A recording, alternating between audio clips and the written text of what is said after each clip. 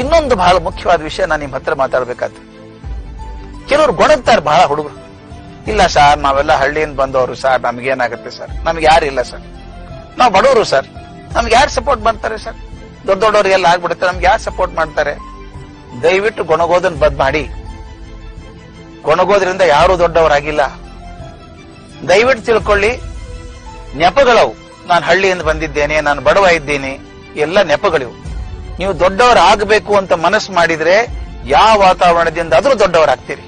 Abraham Lincoln ಬಂದದ್ದು ಯಾವ ವಾತಾವರಣ ಗೊತ್ತಾ ನಿಮಗೆ? ಶಾಲೆಗೆ ಹೋಗಿಲ್ಲ, ಕುರಿ ಕಾಯ್ತಿದ್ದ ಅವನು. ಅವನ ಅಮೆರಿಕದ ಶ್ರೇಷ್ಠ ರಾಷ್ಟ್ರಪತಿ ಆಗ್ಲಿಲ್ಲ. ಅಷ್ಟು ದೂರ ಯಾಕಪ್ಪ? ನಮ್ಮ ಅಬ್ದುಲ್ ಕಲಾಂ ಬಂದದ್ದು ಎಲ್ಲಿಂದ? ರಾಮೇಶ್ವರಂದಲ್ಲಿ ಸರ್ಕಾರಿ ಶಾಲೆಯಲ್ಲಿ ಕೂತ್ಕೊಂಡು ಕಲ್ತಂತ ಹುಡುಗ, ಕೆಳಗಡೆ ನೆಲ ಇಲ್ಲ, ಮರಳಲ್ಲಿ ಕೂತ್ಕೊಂಡು ಕಲ್ತಿದ್ದಾರೆ. ನನ್ನ ಭಾಗ್ಯ ಅದು. 15 ವರ್ಷ ಅವ್ರ ಜೊತೆ ಸಂಪರ್ಕದಲ್ಲಿರುವಂತ ಅವಕಾಶ ಇತ್ತು. ನಾನು ಸಾಕಷ್ಟು ಸಲ ಕಂಡಿದ್ದೇನೆ, ಅವ್ರ ಭಾಷಣ